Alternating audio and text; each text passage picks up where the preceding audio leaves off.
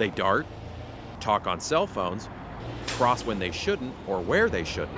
In one recent 3-year period, nearly 2,000 people were injured or killed crossing a street in Clark County, making Las Vegas the 6th most dangerous place for pedestrians in the United States. Sometimes it's the driver's fault, they're distracted. Sometimes it's the pedestrian's fault because they're darting and not paying attention either. UNLV public health professor Jennifer Farr studies pedestrian accidents and ways to make roads safer for both pedestrians and drivers. A couple of colleagues and I are going out and we're looking at the environment, looking at places where a large number of pedestrians have been hit and either injured or killed by a car. And so we're going out to those intersections and looking at them and seeing, what do these intersections have in common? What are the things that maybe could easily be improved? Farr's work uncovered a number of problems with crosswalks in Las Vegas. Sometimes pedestrians may have to cross 12 lanes of traffic and the walk signal only gives them time to get halfway. Some of our streets, crosswalks may be 2 miles apart.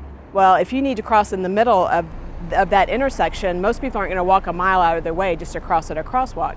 Occasionally we see crosswalks that are not at intersections, and drivers really don't expect that. They don't expect a crosswalk in the middle of a 45-mile-an-hour road. There may be not a flashing light, or there may be a flashing light that flashes all the time, so they get sort of immune to that light.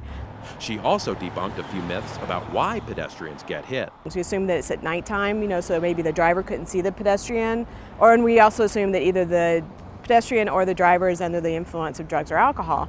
But in the research that I've done, looking at a 3-year time period, very seldom was either the driver or the pedestrian under the influence of drugs or alcohol, and the majority of pedestrian crashes happen during the daytime. So daytime, when it's dry and clear and sunny, when we really should be able to see each other, that's when the majority of our pedestrian crashes happen in the valley. UNLV professor Jennifer Farr is making Las Vegas crosswalks safer for pedestrians and drivers.